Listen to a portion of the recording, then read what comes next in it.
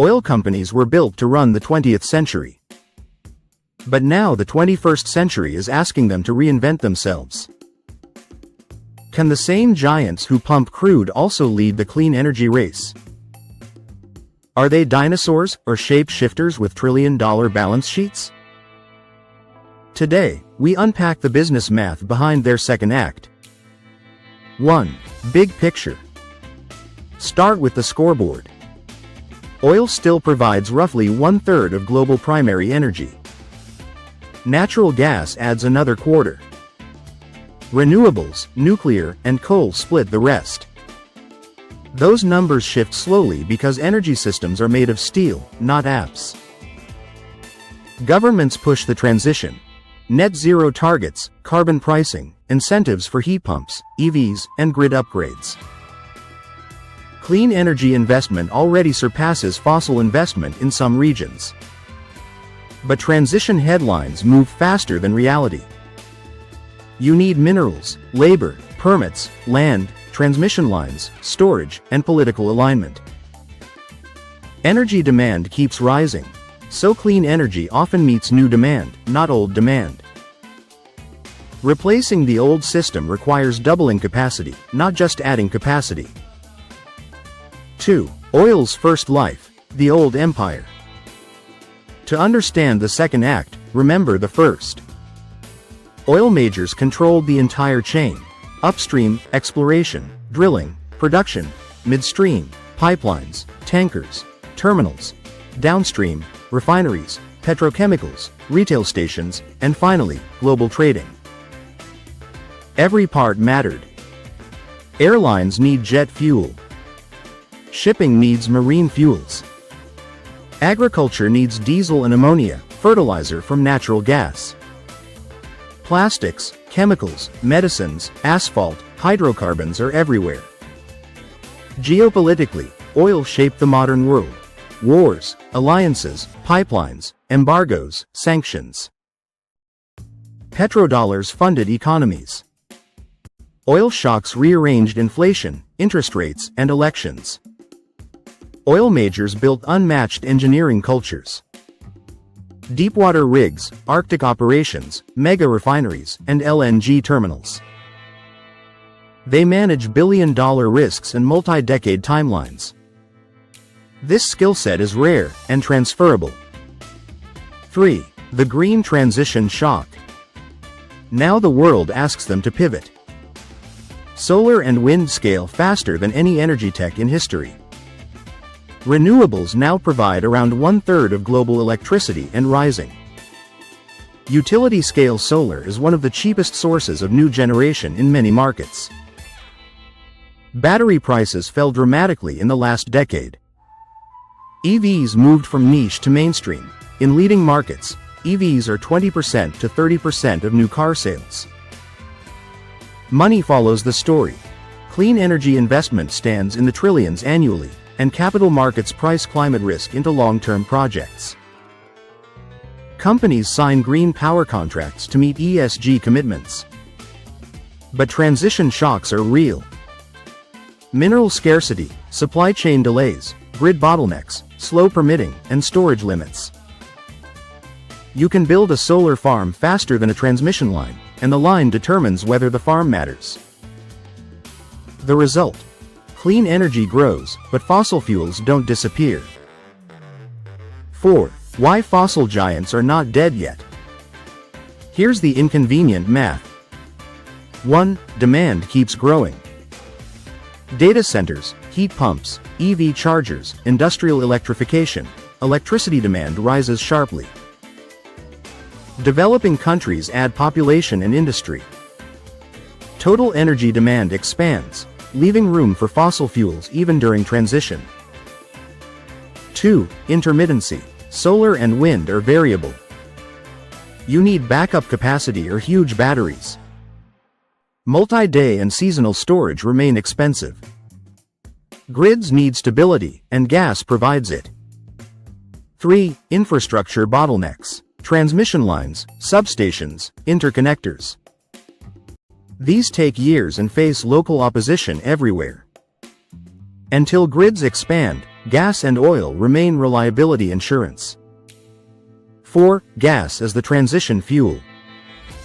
Natural gas is the bridge, flexible, fast-ramping, lower carbon dioxide than coal. LNG demand grows in Asia, Europe, and parts of Africa. 5. Liquid fuels still dominate mobility. Aviation, shipping, mining, heavy trucking. These sectors cannot electrify overnight. Sustainable aviation fuels are promising, but tiny in volume. Planes and ships last decades. That inertia keeps fossil demand alive, and gives oil giants time. 5. Oil's second act, corporate strategies. The second act isn't an apology. It's a portfolio redesign. 1. Buying into renewables. Oil majors acquire solar, wind, and storage developers. Their offshore engineering expertise fits offshore wind perfectly.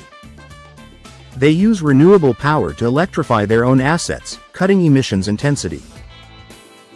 2. Hydrogen. Blue hydrogen, gas plus carbon capture, and green hydrogen, renewables plus electrolysis, position them in steel, chemicals, and heavy transport. Hydrogen is not profitable yet, but oil majors understand decades-long bets. 3. Carbon capture, CCUS. This is where oil companies have a native advantage: geology, pipelines, and large industrial hubs. Refineries, cement plants, steel mills feed carbon dioxide into capture hubs. Storage happens in oil reservoirs or saline formations. Policy incentives make it viable. 4. LNG growth. LNG demand rises. The US, Qatar, and Africa expand liquefaction. Oil majors sign long-term contracts and run terminals. LNG becomes both commerce and diplomacy. 5. Low-carbon fuels. Biofuels, renewable diesel, sustainable aviation fuels. Existing engines plus existing infrastructure equals fast adoption. 6. Cash as a weapon. Oil majors generate billions in free cash flow, even in moderate price cycles. They use this to buy renewables, charging networks, grid optimization software, and storage tech. They can outspend their competitors. 6. Geopolitics and amp power. Energy is power, literally. OPEC Plus controls spare capacity, influences prices, stabilizes revenue. United States shale. Short cycle wells equals rapid supply response. Shale gives the US a quasi-swing producer role. Middle East, lowest cost barrels plus massive solar potential. They invest in both hydrocarbons and green tech. Russia, still a major exporter. Trade shifts east. Shadow fleets adapt. Sanctions change flows. Africa, mixed story. Potential plus political risk plus infrastructure gaps. Green geopolitics, critical minerals for batteries and wind become strategic assets.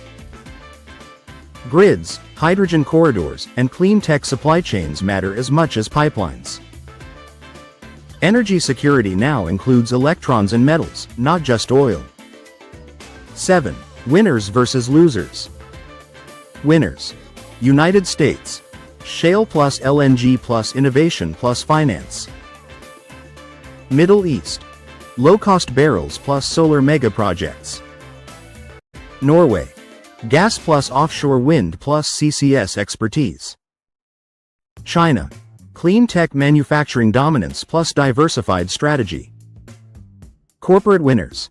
Saudi Aramco. Lowest cost, highest cash flow. ExxonMobil. Strong LNG, petrochemicals, CCUS bets. Shell, BP. Huge trading arms plus diversified low-carbon portfolios. Total Energies. LNG giant plus fast renewables expansion. Losers. High-cost producers, weak balance sheets, unstable politics, or companies with no credible transition roadmap. 8. What it means for consumers. Oil prices remain cyclical. Shocks cause spikes. War, weather, strikes, policy changes. Fuel costs ripple into everything: transport, shipping, food. Fertilizer costs influence crop prices. EV economics depend on electricity prices. Home charging is cheap, fast charging expensive. Insurance, battery longevity, and resale matter. Transition is uneven across regions. Consumers care about bills, not ideology. So, can fossil giants survive the green transition? Yes, if they stop fighting the future and start financing it. Their second act isn't about abandoning oil. It's about using cash, engineering, and infrastructure to build the next system. The question is speed. Will policy, grids, and capital move fast enough and avoid price shocks on the way? Stay curious.